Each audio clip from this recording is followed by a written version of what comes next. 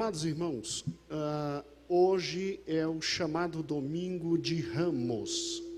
Domingo de Ramos, né?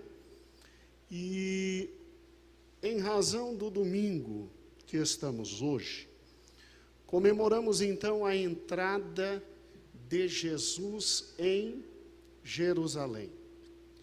Anne, que alegria. Você viaja, a gente fica com saudade, e quando você volta, a gente fica feliz. Glória a Deus.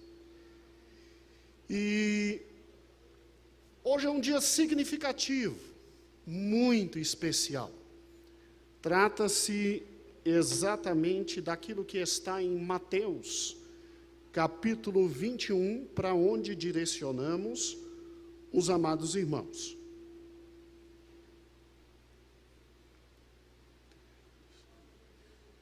Como nós vamos usar muito a Bíblia, então fica até mais fácil termos nas mãos a palavra do Senhor. Mateus, capítulo 21.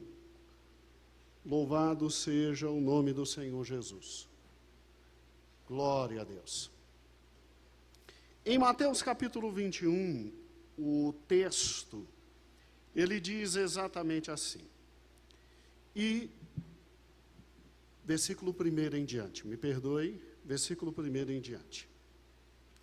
E quando se aproximaram de Jerusalém, chegaram a Betfagé, ao Monte das Oliveiras, enviou então Jesus 2 discípulos, dizendo: Ide à aldeia que está defronte de vós, e logo me encontrareis em uma jumenta presa em um jumentinho com ela, e desprendei-a. Trazei-mos, e se alguém vos disser alguma coisa, direis que o Senhor precisa deles, e logo os enviará. Ora, tudo isso aconteceu para que se cumprisse o que foi dito pelo profeta que diz: Dize a filha de Sião, eis que o teu rei aí vem, humilde, assentado sobre uma jumenta, e sobre um jumentinho, filho de um animal de carga. E indo os discípulos e fazendo como Jesus lhes ordenara, trouxeram a jumentinha, o jumentinho, e sobre eles puseram as suas vestes, e fizeram-no assentar em cima. E muitíssima gente estendia as suas vestes pelo caminho. E outros cortavam ramos de árvore e os espalhavam pelo caminho. E as multidões, tanto as que iam adiante, como as que os seguiam. Cuidado com isso. As multidões clamavam dizendo: Hosana ao filho de Davi, bendito o que vem em nome do Senhor, Hosana nas alturas. E entrando ele em Jerusalém, toda a cidade se alvoroçou, dizendo: Quem é este? E a multidão dizia: Este é Jesus, o profeta de Nazaré, da Galileia. Glória a Deus. Amados irmãos, quando nós pensamos em um texto como esse, às vezes nós ficamos a indagar o seguinte: o que aqui está, na verdade, acontecendo? Que fato histórico é esse que aqui está? Porque, na verdade, este povo que anda com Cristo, e aqui Cristo alcança, sim, o máximo de sua popularidade, porque esse povo que está com o Senhor, esse povo, de repente, recebe Cristo em Jerusalém. E ao receber Cristo em Jerusalém, esse povo que vem com ele, que não é um pequeno povo, segundo a palavra de Deus que acabamos de ler e destacar, são multidões. São multidões. Eles entram com Cristo em Jerusalém, e ao entrarem com Cristo em Jerusalém, eles simplesmente gritam e bradam e dizem: Hosana, Hosana, Hosana, Hosana, ao filho de Davi, aquele que nos vem em nome do Senhor. E as multidões se alvoroçam de tal maneira que uma cidade como Jerusalém era uma metrópole absolutamente enorme, absolutamente popularizada, algo tão grande talvez como hoje Goiânia e as cidades circunvizinhas. Nós não podemos comparar Jerusalém a São Paulo, mas talvez a população hoje de Goiânia, com as cidades circunvizinhas, ali a grande Goiânia, Aparecida de Goiânia, aquelas cidades pequenininhas ali ao lado, com certeza, amados irmãos, teria algo mais ou menos equivalente. E quando as multidões entram em Jerusalém, o alvoroço é tão grande, o grito é tão grande, o brado é tão grande, a alegria é tão grande, a festividade é tão grande, que Jerusalém treme, Jerusalém se assusta. E Escobar, é interessante que eles, os moradores de Jerusalém, ao ver Jesus entrando, e ao ver as multidões seguindo, e o alvoroço, e todo aquele mobilismo social, aquela coisa, às vezes até mesmo fora do controle, eles chegaram a perguntar, vem cá, o que está acontecendo? O que está acontecendo? E aí, enquanto a grande parte da multidão grita, Hosana, Hosana, Hosana, bendito que vem em nome do Senhor, Hosana, Hosana, Hosana, bendito que vem em nome do Senhor, naquela entrada triunfal, naquele momento em que, historicamente, eles pensavam que iam juntos com o rei ao comando de Jerusalém, talvez do comando de Jerusalém para o comando de Roma, e o grande rei do Senhor estabelecendo Israel, talvez na posição que Israel merecesse. É óbvio, meus amados irmãos, que os outros dizem, olha, isso aí é o tal Jesus, é o tal Nazareno, é aquele lá de Nazaré. Esse é Jesus, o Nazareno de Nazaré. Eu essa noite quero responder com os irmãos uma pergunta que não é difícil de ser respondida. A pergunta é qual? Por que esta multidão bradava tanto? Que esperança havia no coração de todos estes homens? O que tomou aqueles corações? Por que esta atitude de simplesmente invadir Jerusalém, gritando, em alvoroço e em expectativa de talvez domínio de poder? Para que você entenda o que aqui está acontecendo, nós temos que entender que Israel, nesta época, é um povo escravizado. Você tem que entender que Israel, nessa época, é um povo arrebentado, é um povo subjugado, e já vinha subjugado de impérios anteriores ao Império Romano, Nonato. Antes os gregos já tinham conquistado, e antes dos gregos os medo-persas, e antes dos medo-persas os babilônicos e os assírios. Então, Nonata, aquele povo vem sendo arrebentado historicamente, ultrajado e humilhado por seus vários adversários em razão de toda a malícia e pecado que tomou o coração de todo aquele povo. E o que acontece? Quando Jesus surge, e alguma coisa diferente surge. Aquele povo começa a passar por experiências que eles não tiveram. E eles de repente identificam Cristo com Davi. Então escute, o que aconteceu aqui? Aqui aconteceu uma identificação espiritual extraordinária. Aqui você tem o povo de Israel reconhecendo que naquele menino Galileu existia alguma coisa diferente. Absolutamente diferente, porque você tem um povo escravizado, você tem um povo arrebentado, você tem um povo morto e velhinha. Olha que fantástico. Imediatamente em Israel, depois de 400 anos de silêncio da parte de Deus, Deus começa a usar alguém com prodígios, milagres e maravilhas, muito mais que Elias, muito mais que Eliseu. Um homem que falava e as coisas aconteciam. Então alguma coisa absolutamente diferente estava acontecendo ali. E o povo de Israel começou a sentir que chegou o momento do cumprimento das profecias. Primeira coisa que veio na cabeça deles foi Isaías capítulo 9. Deixa eu te mostrar porque esse povo entrou em Jerusalém gritando hosanas, hosanas, hosanas ao rei. Quando você abre em Isaías capítulo 9, que você tem uma das primeiras referências sobre o Messias.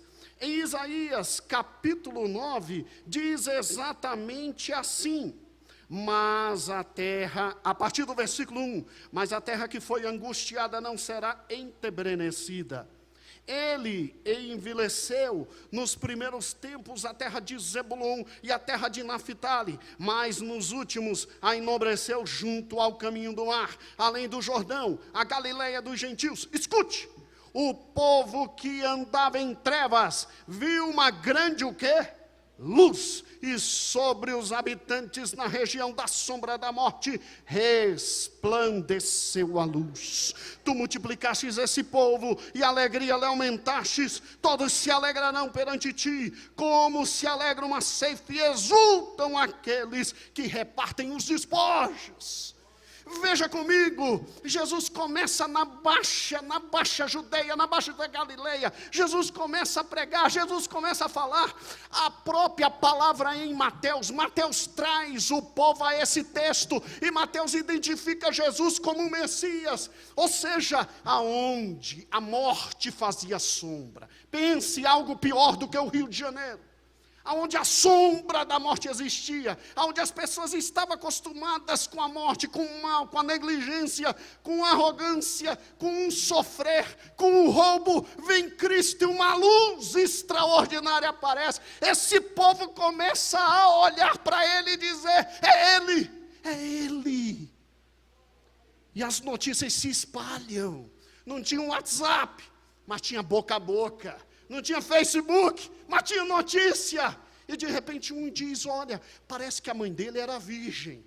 Ela não explicou isso para a gente até hoje, mas parece que era virgem. Aí o outro se levanta e diz: olha, eu estava no dia em que esse guri foi apresentado lá no templo. E quando esse guri foi apresentado no templo, o grande Simeão levantou e disse: agora eu posso morrer porque eu vi a tua glória. A outra profetisa, Ana, diz que ele era o Filho de Deus. Tem alguma coisa diferente com esse homem. Israel estava morta. Israel estava cativo. Israel não via a glória de Deus, e de repente a glória de Deus começa a se manifestar. E eles se lembram de Isaías ponto a ponto. Eles se lembram de Isaías passo a passo. Eles se recordam de Isaías. Você acha que aquele povo glorifica a Deus porque abra Isaías 11. Abra Isaías 11. Escrito 700 anos antes de Cristo. Todos os intérpretes da Bíblia e críticos textuais dizem que o livro de Isaías, diziam, tadinhos, diziam que o livro de Isaías não podia ter sido escrito 700 anos antes de Cristo, porque a descrição é perfeita. Sabe o que Deus fez? Deus esperou Karl Barth, Rudolf von Ehring, Hans se levantarem na Universidade de Berlim e dizer que a Bíblia era falsa, porque não tinha prova nenhuma. 2 dias depois, achamos no Mar Morto os papiros. E o mesmo homem que disse que a Bíblia nada valia, teve que dizer, de no mínimo 750 anos antes de Cristo, louvado seja o nome do Senhor. Deus é Deus. Deus é Deus. Deus é Deus. Escute, se você vê o garoto de Jerusalém curando cegos, alimentando pobres, transformando pães e peixes em simplesmente alimento de multidões, e olhando a todos aqueles que estavam humilhados e ultrajados, você se lembra de Isaías 11:12. Olha o que diz Isaías: porque brotará um rebento do tronco de Jessé, e as suas raízes, um renovo frutificará. Repousará sobre ele o Espírito do Senhor, o Espírito de sabedoria, o Espírito de inteligência, o Espírito de conselho, o Espírito de fortaleza, o Espírito de conhecimento e de temor ao Senhor, e deleitar-se-á no temor do Senhor, e não julgará segundo a vista dos seus olhos, nem repreenderá segundo o ouvir dos seus ouvidos, mas julgará com justiça os pobres, repreenderá com equidade os mansos da terra, ferirá a terra com a vara de sua boca e com o sopro dos seus lábios, matará o ímpio, e a justiça será o cinto dos seus lombos, e a verdade o cinto dos seus rins. Aí ele chega para a mulher adúltera, ela simplesmente arrebentada, pega em adultério, simplesmente morta e pronta para absolutamente morrer. Ele olha para todo mundo e diz assim: vem cá, cadê o homem? O homem que estava adulterando não estava. Às vezes, Ruth, o próprio homem que estava adulterando estava com pedra na mão para atacar na pobre. Aí ele, que é o justo juiz, ele que é o Senhor da justiça, ele que em seus lombos tem a justiça, ele simplesmente diz que não tem pecado, lança a primeira pedra, e foi saindo todo mundo. Aí ele olha para a mulher: onde estão os teus acusadores? Não tem mais ninguém. Então tá bom, vai, e não peques mais. Isso assustou. Israel dizia: nós temos alguém que socialmente é relevante, porque ele está no meio dos pobres, fazendo tudo pelos pobres, atendendo absolutamente os necessitados, e ele é justo. Ele não deixa os riscos esmagar, eles não deixam os fariseus matar, eles não deixam simplesmente aqueles opressores arrebentarem. Ele é justo.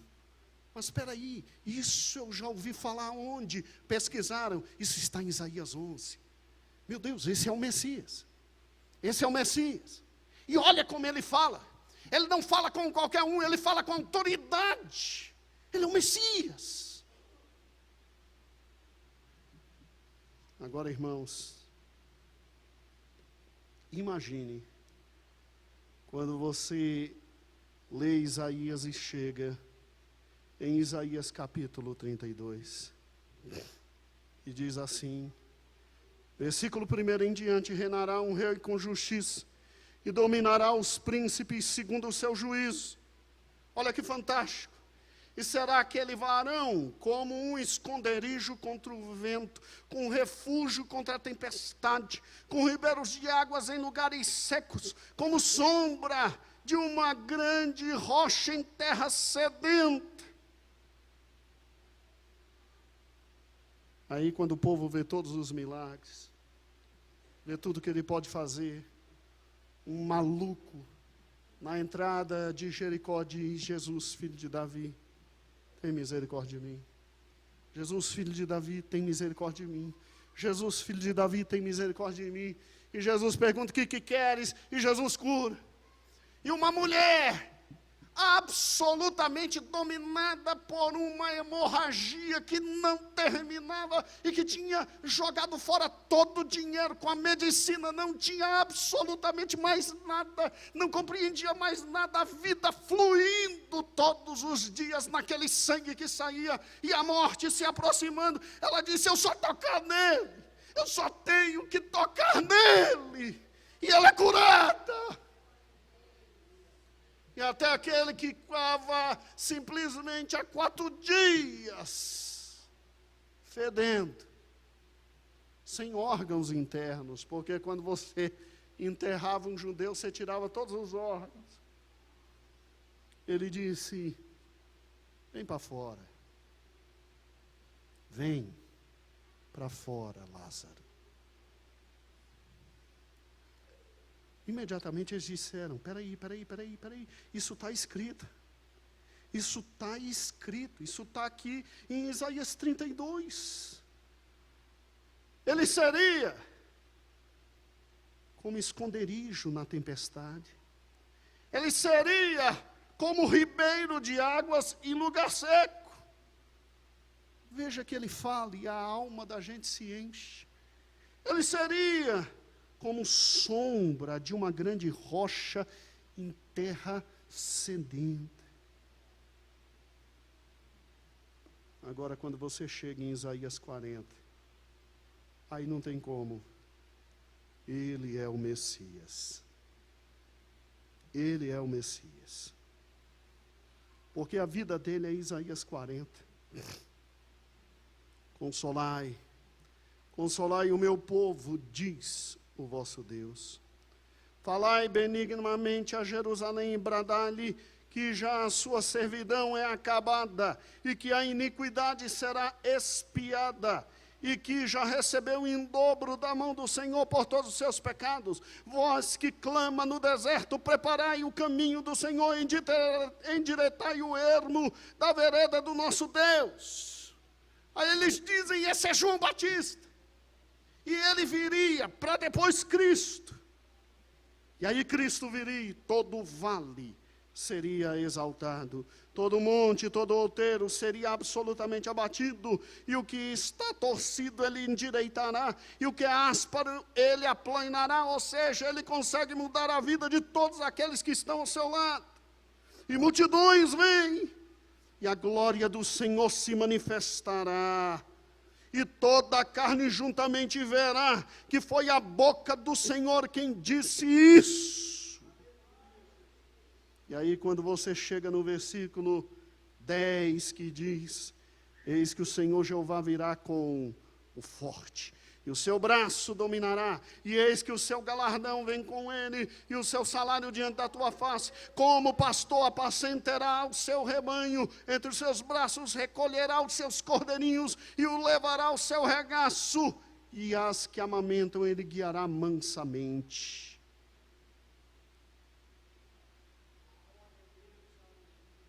E quando você chega no 29, dá vigor ao cansado, multiplica as forças aos que não têm nenhum vigor.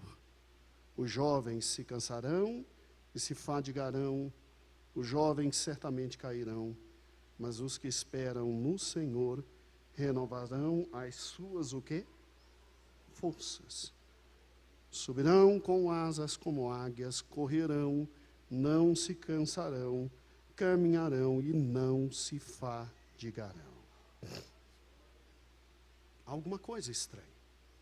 Um homem como esse simplesmente faz o que ninguém, e absolutamente ninguém faz. Ninguém faz. Ele realiza aquilo que ninguém realiza. Ele faz aquilo que ninguém faz.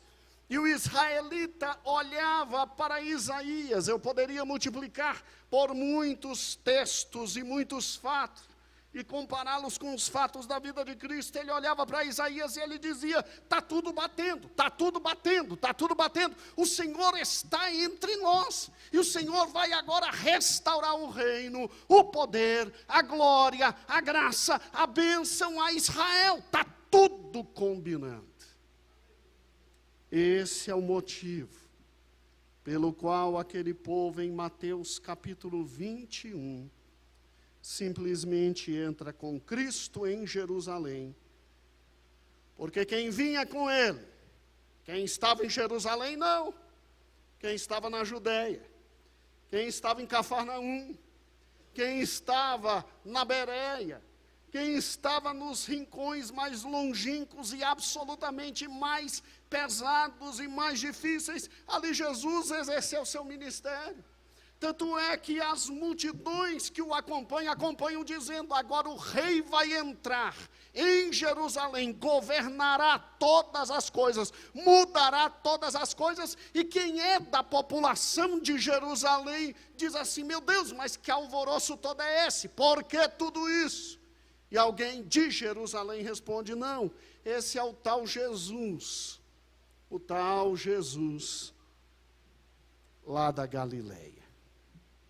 Escute, eles só não entenderam que Jesus estava indo para Jerusalém para cumprir não só tudo que estava antes do capítulo 53 de Isaías, mas para cumprir exatamente o capítulo 53 de Isaías. Não era o momento. Não era o momento de Cristo vir com glória e dominar politicamente o mundo. Ele vem em sua primeira vinda para salvar a humanidade, morrer por absolutamente todos nós. Ele é enviado por Deus para, como cordeiro mudo, nos retirar do pecado mediante seu sangue. E aí o povo não entendeu, mas no meio de todas as profecias de Isaías, tinha Isaías 53, que fala exatamente do fato da crucificação, moído por nossas dores, transpassado por nossos pecados, arrebentado em razão de todas as nossas transgressões. Ele levou sobre si todos os nossos pecados, e sobre ele recaiu a ira de Deus, para que eu e você pudéssemos ter vida. E sabe qual é o problema? Vá para Atos, por gentileza, vá para Atos, porque até depois que Jesus ressuscitou, até seus discípulos ainda estavam em dúvida se aquele era o momento ou não em que Jesus cumpriria todas as profecias de Isaías e tomaria o reino. Olha que interessante. Em Atos capítulo 1, acompanhem comigo. Atos capítulo 1, versículo 4. E estando com eles, determinou-lhes que não se ausentassem de Jerusalém, mas que esperasse a promessa do Pai, que tinham ouvido dele. Porque, na verdade, João vos batizou com água, mas vós sereis batizados com o Espírito Santo. E não muito depois desses dias. Aqueles, pois, que haviam se reunido, perguntaram para Jesus o quê? Olha o que eles perguntaram. Senhor, tu vais restaurar nesse tempo o reino de Israel? Tadinhos.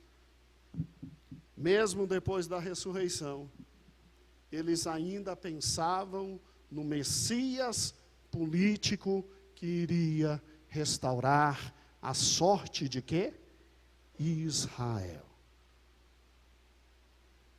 Quando Cristo veio, em primeiro lugar, para simplesmente salvar a humanidade. Começando por Israel, que a salvação vem dos judeus, e depois atingindo a todos nós.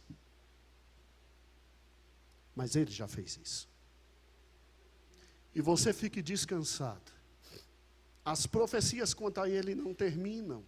Na entrada triunfal em Jerusalém no domingo de Ramos. Elas continuam, e no Apocalipse diz que ele virá e estabelecerá seu reino e reinará para todo sempre, sendo rei de paz, rei de justiça, cumprindo Isaías na sua plenitude. Na sua plenitude. Irmãos, hoje se comemora o domingo de Ramos. Domingo em que Israel recebeu Jesus montado num jumentinho e acreditando que ele ia entrar em Israel, acabar com todo o domínio político de Roma e restaurar a glória de Israel, porque ele é que vinha em nome do Senhor. Era bem Davi, o filho de Davi, quem haveria de restaurar o grande reino de seu pai Davi. E ele não fez. Ele foi para a cruz. Ele foi para a cruz. Alguns exegetas dizem o seguinte, que uma das razões pelas quais, em menos de uma semana, a mesma multidão que gritava, bendito que vem em nome do Senhor, acaba quase uma semana depois dizendo, crucifica-o, é por causa da passividade dele. Meu Deus, Isaías diz que ele viria e ele ia destruir todos os inimigos e estabelecer o reino de Deus. Mas como é que ele fica pacífico?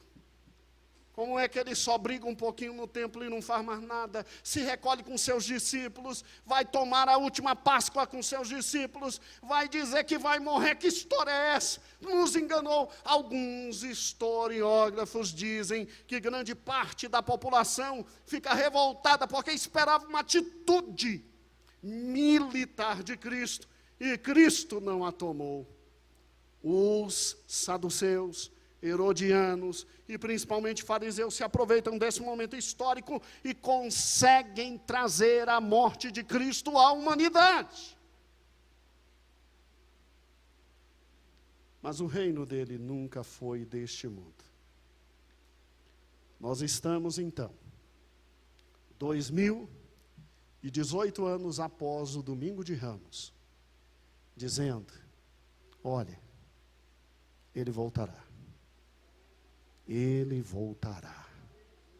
Você não se preocupe, que exatamente tudo aquilo que ele tinha que fazer há 2018 anos atrás, ele fez.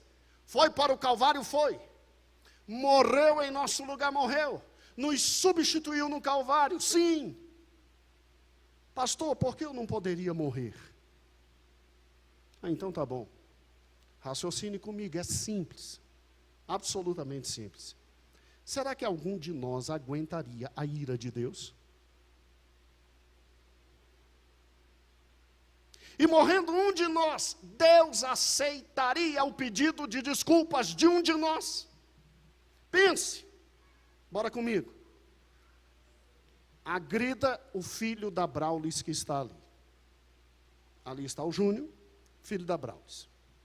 Agrida. Você puxou briga com uma família. O pedido de desculpas não é para com ele, é para com a mãe. Agrida o pastor dessa igreja. Você não puxou briga com uma família, você puxou briga com uma igreja, o quê? Inteira. O pedido de desculpa pode vir de qualquer um. Você acha que Braulis vai aceitar o pedido de desculpa da criança? Não, sou eu que tenho que falar com Braulis. Você acha que é qualquer um da outra igreja que agride o pastor aqui, que nós vamos aceitar o pedido de desculpa? É o pastor da outra igreja. Agrida o presidente de um país. Um homem honrado. Estou falando de homem honrado. Homem sincero. Agrida. Agride a rainha da Inglaterra, Elizabeth II. O povo inglês vai esperar que quem peça desculpa? O idiota que agrediu? Não. O rei, o presidente do país dele. Agora olhe para cá e raciocine. Agrida Deus. O que o pecado faz? O pecado é uma agressão a Deus. Agrida a Deus. Um Deus só aceitará o pedido de perdão de outro que esteja na mesma posição. Por isso que ou Jesus descia e morria por nós, ou nenhum de nós seria perdoado. Só um Deus pode pedir a outro: Pai, perdoa-lhes, porque não sabem o quê? O que fazem. Só um Deus aceita o pedido de perdão de outro Deus. Por isso, você acha que quando Paulo escreveu aos hebreus dizendo: vocês acham que Deus se alegra com um boi morrendo, com vaca morrendo, com ovelha morrendo, com pomba morrendo? Vocês acham que Deus se agrada com os sacrifícios que vocês trazem? Deus abomina a vocês e os sacrifícios. Era para eu e você estarmos no inferno. Era para nós estar no inferno. Mas Deus nos amou. E Deus resolveu agredir seu filho no meu lugar, para que seu filho fosse ao céu, e cumprida a justiça dele, pudesse dizer: Pai, perdoa.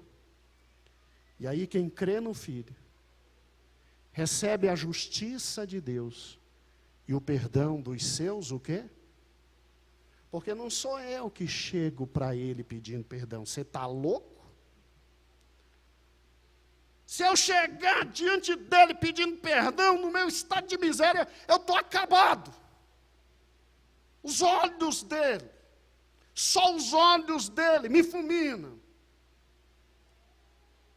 Mas quem chegou em primeiro lugar foi quem? Cristo.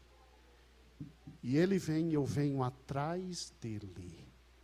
Eu estou escondido na cruz. Eu sou justificado por ele. Eu sou regenerado por ele. Eu sou santificado por ele. E em razão de um pedido dele, é que eu tenho acesso direto ao Pai. Mas porque fui justificado? Por ele. E os judeus não entenderam isso. Mas escute. Haverá o grande domingo de Ramos, em que ele entrará em Jerusalém com a igreja. Louvado seja o nome do Senhor. Porque a sequência histórica é: antes do anticristo, a igreja é arrebatada. Vem o anticristo e a grande tribulação. A grande tribulação se destina aos judeus. Terminou a grande tribulação, ele volta com a igreja. E no grande domingo de Ramos, seus pés pisarão Jerusalém. E o seu reino será eterno. E o seu reino não terá fim. Louvado seja o nome dele para todo sempre. Ou você acha que isso não ocorrerá?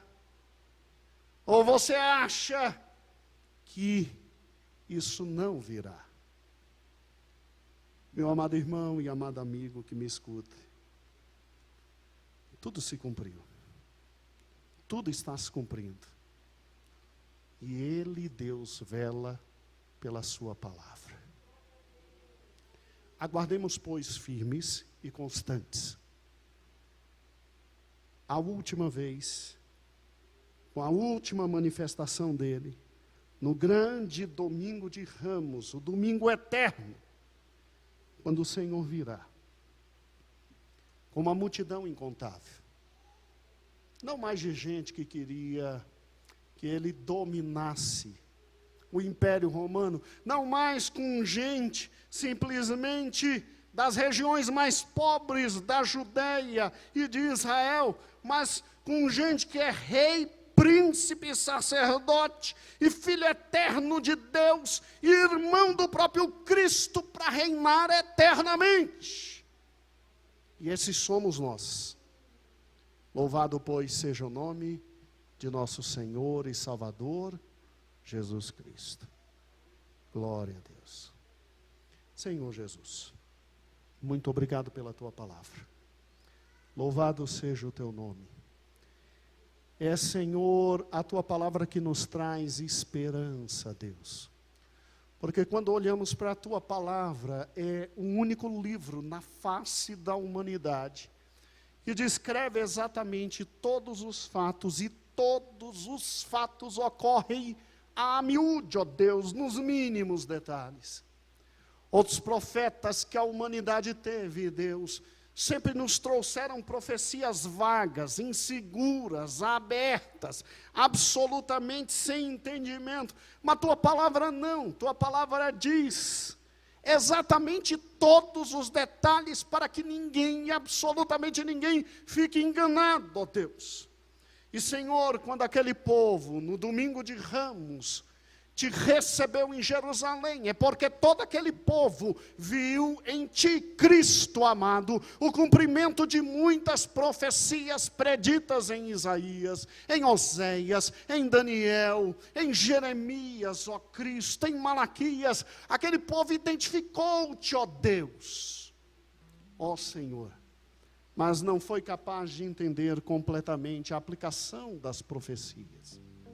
Nós louvamos o teu nome porque tu viestes, em primeiro lugar, para realmente salvar a humanidade, para purificar nossos pecados, para pagar o preço do nosso pecado, para que pudéssemos ser aceitos diante de Deus, o Pai, para que pudéssemos ter vida eterna, porque sem ti não haveria possibilidade nenhuma de pedido de perdão, de graça, de libertação. Deus, o Pai, nos teria completamente afastados, mas por meio de ti fomos reconciliados com Deus, o Pai. Mas haverá o dia em que tu retornarás, não num jumentinho, mas num grande e poderoso cavalo, não com vestes simples, mas com vestes reais. Em ti estará o escrito: Rei dos reis, Senhor dos senhores. E toda a terra tremerá. Tua palavra diz que o monte das oliveiras se fenderá e se abrirá, e os judeus reconhecerão a ti e finalmente serão salvos, mas virá contigo cada um de nós, a igreja lavada e remida do teu sangue. Ora lamacanturimiseriturianda. E nós cremos nisso. Nós cremos porque todas as profecias se cumpriram. Nós cremos porque tu és Deus de uma palavra só e única. E nós cremos que nós voltaremos. E voltaremos contigo. E veremos com uma só voz. Tu, Senhor, olhares para os inimigos e com uma única palavra os destruir. E finalmente sim, reino de paz, reino de justiça, reino de fidelidade, reino, Senhor, em que todas as coisas serão absolutamente dominadas por ti. E Cristo, nós sentimos que isso está perto. Nós sentimos que tu has de nos arrebatar rapidamente. Nós sentimos que tu estás às portas. Portanto, tem misericórdia de nós, para que nenhum de nós reconheça em ti só aquele homem da Galileia, mas que possamos ter em nosso coração: bendito o que vem em nome do Senhor. Hosanas, hosanas, hosanas, hosanas, hosanas a ti, ó Cristo. Hosanas a ti, ó Cristo. Louvado seja o nome do Senhor, para todos sempre. Amém, Jesus. Amém, Jesus. É incrível como a gente não combina nada. Eu não pedi para minha esposa, minha cunhada cantar o que cantaram. Eu não pedi para que o grupo de louvor adorasse o Senhor com os hinos que adorou. Eu não pedi para que a banda tocasse o que tocou. Mas incrível como o Senhor direcionou todas as coisas. Glória a Deus. Olhe todo dia para o céu e diga: Maranata, ora vem, Senhor Jesus. Porque agora sim, agora é para estabelecer o seu grande e poderoso reino. Irmãos, que o Senhor vos abençoe em absolutamente tudo. Louvado seja o Senhor.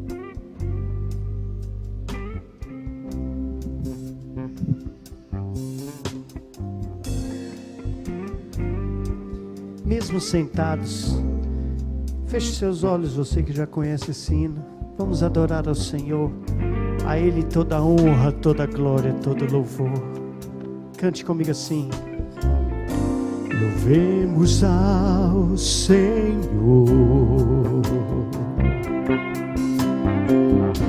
louvemos ao Senhor, adoremos o seu santo monte, nosso amado Pai, seu nome é santo. Louvemos ao Senhor, louvemos ao Senhor, louvemos ao Senhor, adoremos o seu santo monte, nosso amado Pai, seu nome é santo. Diga: louvemos ao Senhor, pois seu nome é santo. Louvemos ao Senhor, pois seu nome é santo, pois seu nome é santo. Magnifiquemos ao Senhor, ao Rei que é digno de louvor, ao Rei que é digno de louvor. Olha que lindo! Excelso, supremo, muito digno de louvor.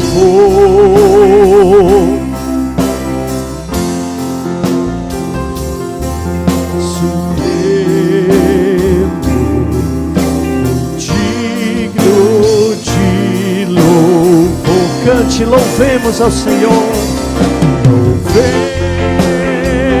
Louvemos ao Senhor, pois seu nome é santo. Sim, é santo, Senhor. Louvemos ao Senhor, pois seu nome é santo, pois seu nome é santo. Hosana, Hosana, Hosana ao nosso Rei. Hosana, Hosana, Hosana ao nosso Rei. Cristo é a nossa vida, o motivo do louvor em nosso novo coração. Pois morreu a nossa morte para vivermos sua vida, nos trouxe grande salvação. Cristo é a nossa vida, o motivo do louvor em nosso novo coração. Pois morreu a nossa morte para vivermos sua vida, nos trouxe grande sal. Eu quero a igreja, Hosana.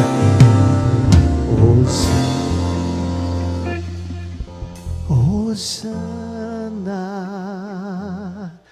Hosana ao nosso Rei. Cante Hosana, Hosana, Hosana, Hosana ao nosso Rei. Você pode aplaudir o teu Deus essa noite? Aleluia, aleluia.